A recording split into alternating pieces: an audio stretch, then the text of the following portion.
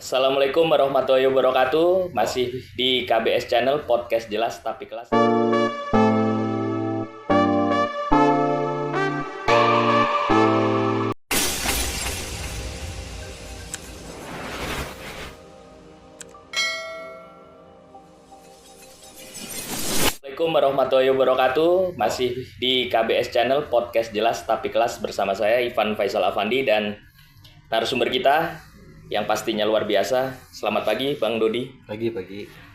Beliau adalah anggota Komisi 2 DPRD Kota Bekasi dan juga anggota Badan Musyawarah di DPRD Kota Bekasi.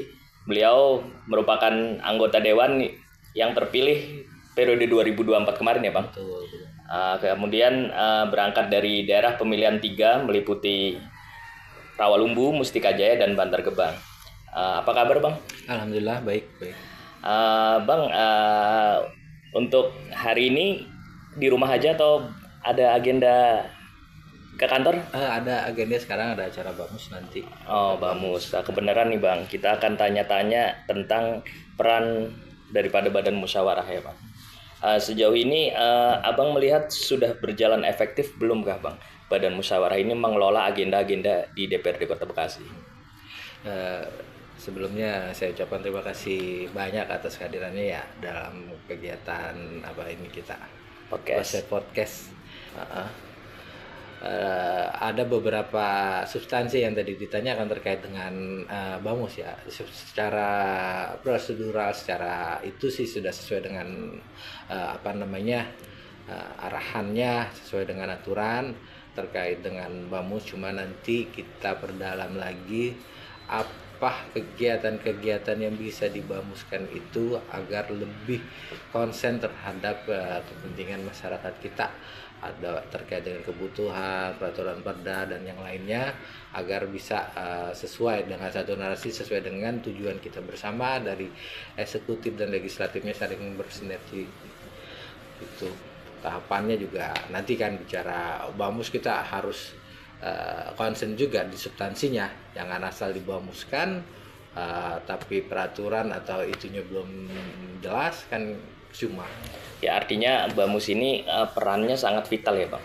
Betul. Di kelembagaan dewan sendiri karena biasanya ini ujung akhirnya daripada Badan Musyawarah ini paripurna ya Bang. Paripurna, betul. Artinya segala produk-produk dari DPRD semisal Perda kemudian APBD tidak akan diparipurna sebelum ada jadwal dari Bamus. Nah artinya kan selama ini banyak mungkin masyarakat menilai bahwa Bamus ini mungkin perannya itu sekedar menjadwalkan saja, kemudian mengatur kapan paripurna, kemudian agenda-agenda yang lain. Tapi sebenarnya apakah seperti itu atau memang lebih dari itu, Bang? Kalau bicara Bamus itu kan benar memang ya aturannya untuk penyelenggaraan paripurna. Cuma kan di situ kita ada pembahasan terkait dengan apa substansi yang kita berikan untuk diparipurnakan. Kalau misalkan ada beberapa kendala, dan kita juga bisa mending untuk paripurna tersebut dengan misalkan ada kita adakan rapat terkait dengan misalkan ada peraturan daerah yang masih simpang siur ataupun masih kurang pas, sehingga di situ kita dibedah lagi di Bamus sesuai dengan ya nanti ada kan sebelum dibamuskan kan pasti kita sudah ada rapat-rapat, sudah ada dari Banggar segala macam untuk membuat substansi adanya paripurna itu kalau kurang pas masih kita bisa, bukan hanya sekedar penjadwalan itu aja. Artinya ini semacam filternya ya filter, Bang? Betul. Bahwa segala sesuatunya kalau belum dibamuskan, belum clear di Bamus tidak akan menjadi produk daripada DPRD gitu. Bang, kalau di Bamus ini anggotanya itu ada berapa ya Bang? Mungkin ada berapa orang? 25kah atau kemudian berapa? Ya, ada perwakilan dari setiap fraksi. Jadi setiap fraksi ada ya. Termasuk otomatis pimpinan ya. Jadi Bamus ini dipimpin langsung ketua DPRD Pak, ex officio. Nah, kalau untuk dalam minggu-minggu ini Bang, agenda Bamus yang terdekat apa Pak? Iya, kemarin terkait dengan Bamus terdekat kita lagi ada pansus ya, pansus 6, pansus 7. Yang pertama pansus 6 tentang perlindungan anak, pansus 7 tentang daerah perindustrian. Itu yang lagi difokuskan di kita dalam pembentukan pansus tersebut, lagi proses berjalan. Mungkin di pertengahan bulan sini sudah bisa dibamuskan, tapi memang pansus masih berjalan sampai saat ini. Oh, ini pansusnya sedang berjalan. Sedang berjalan. Oh, jadi nanti akan menjadi perda nih, Bang. Betul. Perda tentang anak dengan perindustrian dan perindustrian. Pansus boleh di-spill, Bang, apa namanya isi daripada perda itu kira-kira seperti apa garis besarnya yang soal tentang anak dan perindustrian? Iya, kalau pansus 6 kan tentang perlindungan anak. Kebetulan saya masuknya di pansus 7 tentang perindustrian, di mana lokasi-lokasi terkait dengan zona wilayah buat perindustrian dan produksi kita nih di Kota Bekasi tentang UMKM kan masuk di bagian tersebut. Apa yang mau kita tonjolkan, udah beberapa kali kita juga melakukan studi banding ya terkait dengan perindustrian itu.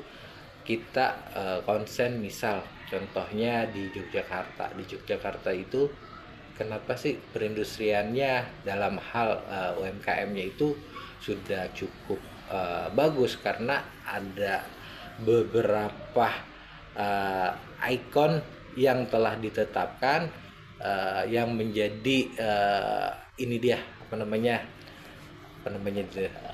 semacam ciri khasnya itu dia ada 5 ya, tentang bakpia segala macam, dan UMKM-nya berjalan. Nah, kita di sini di Kota Bekasi pada khususnya belum mempunyai tersebut. Memang kita sudah ada bayang-bayangnya kayak semacam Batik Bekasi juga sudah mulai dodol, cuma kan memang mungkin promosinya masih kurang, terus juga mungkin masih susah kita nyarinya di lokasi di Kota Bekasi aja, tempatnya tertentu belum begitu menjamur.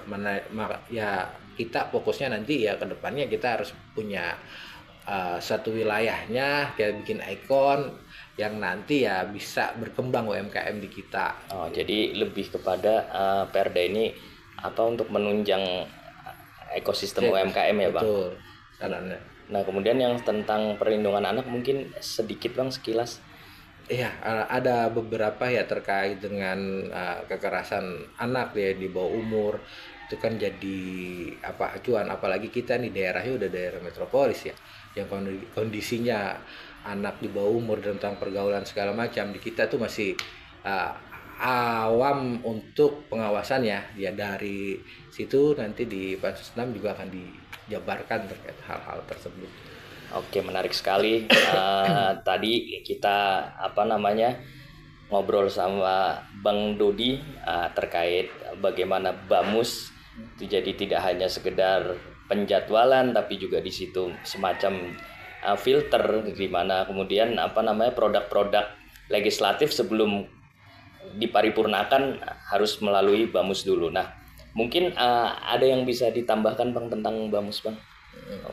Ya, cuma kalau bicara Bamus ya kita mengikuti aturan yang ada, dan saya ada beberapa PR sebenarnya buat kita mendorong tentang keadaan lingkungan di masyarakat, khususnya di Dapil 3 di Mustika Jaya, Bantar Gebang, dan Rawalumbu.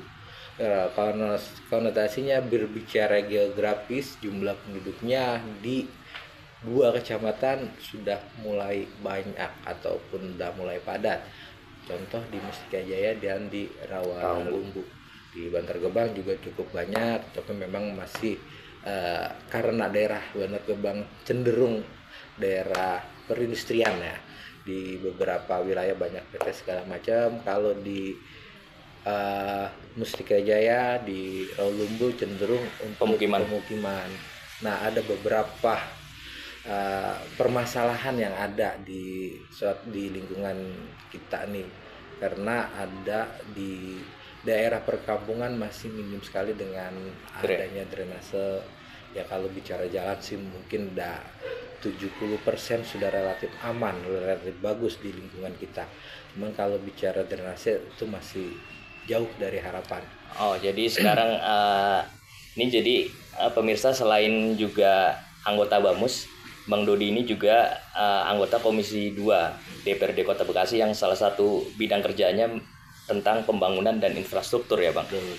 Tadi sempat diulas sama Bang Dodi bahwa ada problem nih Bang di lingkungan sekitar, bahwa masalah tentang drainase lingkungan ya Bang. Nah ini juga cukup menjadi concern Abang. Mungkin harapannya Bang ke depan seperti apa nih Bang? Pemerintah Kota Bekasi harus merespon dengan kebutuhan warga ini Bang tentang infrastruktur lingkungan, terutama drainase Bang. Ya, harapan kita khususnya untuk masyarakat dan lingkungan ya, untuk dipercepat dalam pengurusan drainase di wilayah, karena semakin banyaknya nanti jumlah penduduk akan semakin sulit mengadaptasi untuk kebutuhan drainase. Karena apabila sudah dalam suatu lingkungan tersebut orang udah banyak, kondisi drainase atau kebutuhan sosial lingkungan masih minim, tersulit ke depannya. Makanya kita harapkan kalau bicara drainase itu nanti menjadi bagian suatu lingkungan itu bisa terbentuk dengan nyaman, tidak lagi adanya banjir, meminimalisir banjir sebenarnya. Karena kondisi kita semakin banyak jumlah penduduk, drainasenya tidak mencukupi, ya banjir akan terjadi terus menerus. Kita lebih baik mencegah daripada mengobati, walaupun tahapannya panjang. Kan kita juga bisa lihat ya, sebenarnya kalau bicara drainase untuk di wilayah perumahan sih udah cukup bagus. Cuma di kita nih pengawasan ya, kembali lagi mungkin dari dinas terkait, pengawasan terkait di perkampungan itu yang masih agak kurang menurut saya. Kenapa kurangnya? Ya mumpung sekarang nih masyarakat di daerah, contohnya di Mustika Jaya, di Rawalumbu, perkampungannya masih belum ada pengawasan secara cepat. Karena banyak daerah perkampungan itu ya itu minim, udah jalannya juga minim, tambah lagi drainase nggak ada, ya nanti juga akan jadi problem kita ke depan. Artinya pemerintah harus bisa lebih tanggap dan lebih juga memperhatikan wilayah perkampungan ya Bang. Karena mungkin yang selama ini tersentuh lebih ke pemukiman yang ada di perumahan-perumahan ya Bang. Benar. Nah kemudian bicara tentang tadi drainase dan infrastruktur di perkampungan ya Bang. Sejak 2024 Abang terpilih dan dilantik, kemudian aspirasi itu sudah berapa banyak sih Bang kemudian disampaikan Bang kepada melalui reses atau mungkin melalui musrain Bang?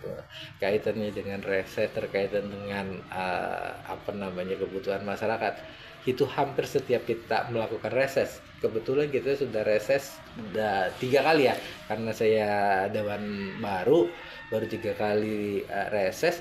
Ya kondisinya seperti itu, orang banyak, Bang, drainasenya ini kita jalan alhamdulillah baik gitu. Lebih kepada drainase dan penerangan.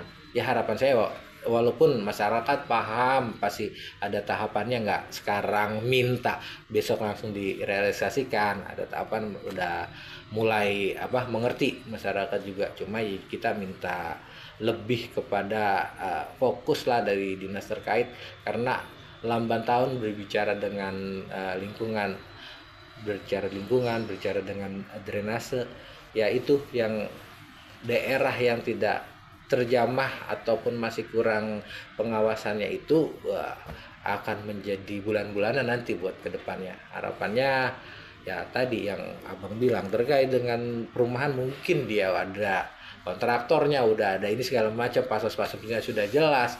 Kan kalau di perkampungan masih belum. Ya harapannya kita ya itu, apalagi saya memang tinggal di perkampungan juga, bukan kita membedakan antara perkampungan dengan perumahan, enggak, cuman kondisinya sekarang kan masih keterbelakang, masih di perkampungan. Itu harapannya ke depan buat drainase semakin cepat, karena lingkungan belum terlalu padat, ya agak lebih bagus kita buat menata lingkungannya. Kalau nanti sudah banyak apa namanya Perumahan, warga pemukiman. atau pemukiman segala macam, kita agak sulit. Jadi artinya bisa berdampak sosial nih Bang, panjang ya Bang. Benar. Kan gini, kalau kita ngurus lingkungan yang sudah padat sama ngurus lingkungan yang masih agak jarang, kan relatif lebih aman yang lingkungan yang masih agak jarang, kita bisa menata lebih baik. Kalau sudah padat nanti udah pagar orang segala macam terkait dengan irigasinya dan drainasenya kan agak sulit. Ya, kita meramu itu agar lebih mendorong biar lebih cepat direalisasikan. Ya, artinya termasuk dari skala prioritas untuk diperjuangkan ini Bang ya, sebagai wakil rakyat ya Bang. Iya, Allah. Bang, kemudian tadi masih soal bicara tentang infrastruktur lingkungan. Nah, kita bicara juga bahwa Mustika Jaya nih Bang, ini menarik kan. Abang tadi bilang termasuk kawasan yang cukup padat. Tapi ada salah satu problem ya Bang, kita belum punya polsek ya Bang, kantor polisi sektor. Nah, harapannya seperti apa nih Bang? Karena polsek kita masih ikut Bantar Gebang ya Bang? Betul Bang, iya. Memang kalau bicara Kecamatan Mustika Jaya, dia kecamatan masih baru dari pemekaran dari Bantar Gebang baru ke Mustika Jaya. Ya masih banyak perlengkapan secara administrasinya ya buat kepentingan masyarakat yang belum memadai di Kecamatan Mustika Jaya. Ya harapannya agar lebih cepat lagi pembangunan terkait dengan polsek itu yang udah lumayan lama juga kita dari Bantar Gebang. Kan sekarang juga Bantar Gebang sudah padat, di sini juga kontrolnya untuk masyarakat masih agak kurang. Itu kita butuh dipercepat. Mungkin kalau bicara lokasi atau lahan, ya kita udah ada pilihan, tinggal gimana kita nanti bersinergi antara pemerintah Kota Bekasi dengan legislatif untuk membedah hal tersebut. Ya di sini yang belum dari bicara Dapil 3 yang belum mempunyai polsek ya Mustika Jaya. Kalau di Rawalumbu kan sudah ada ya, di Bantar Gebang sudah ada, tinggal di Mustika Jaya. Ya harapannya ke depan bisa cepat terrealisasi. Memang ada beberapa juga dinas PTD khususnya yang masih belum mempunyai gedung. Ada beberapa tuh yang tinggal harapannya nanti dari kebijakan pemerintah eksekutif dan kita legislatif mendorong hal tersebut ya, demi masyarakat dan lingkungan.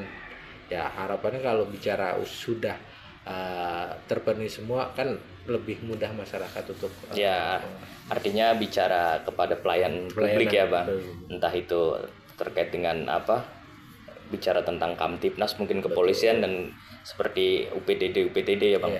Kita berarti beberapa UPTD masih numpang atau ngontrak ya Bang? Ya masih pakai gedung yang belum cukup memadai lah, cuma sudah digunakan. Ya contohnya kayak di Sub ya, Satpol PP yang mungkin ruangannya masih kurang gitu. Ya, harapannya ke depan ya kita siapkan hal tersebut untuk kepentingan kita juga nanti. Ya menarik sekali perbincangan kita Bang hari ini Bang. Tadi kita bicara tentang fungsi daripada badan musyawarah ya Bang, terkait perannya yang ternyata cukup vital yang mungkin masyarakat hari ini belum cukup tahu. Dan kemudian tadi kita juga sempat berbincang tentang infrastruktur ya Bang, terutama berkaitan dengan drainase di wilayah perkampungan yang masih minim sekali mungkin, dan itu butuh disegerakan. Mungkin penutup Bang. Ya, terima kasih atas waktu dan bersinerginya antara legislatif dengan pihak dari media. Ya harapannya ke depan kita saling mengawasi, saling memberikan support untuk kepentingan lingkungan dan masyarakat. Segala sesuatu kalau kita kerjakan bersama, insya Allah akan mendapatkan nilai positif dan kebahagiaan dari pribadi kita dan masyarakat pada umumnya untuk menjadikan kita makhluk sosial dan sering bersinergitas. Harapannya untuk membangun Kota Bekasi yang lebih maju lagi dan untuk membangun Kota Bekasi yang lebih keren lagi. Sekian dari saya, wabillahi taufiq wal hidayah. Wassalamualaikum warahmatullahi wabarakatuh.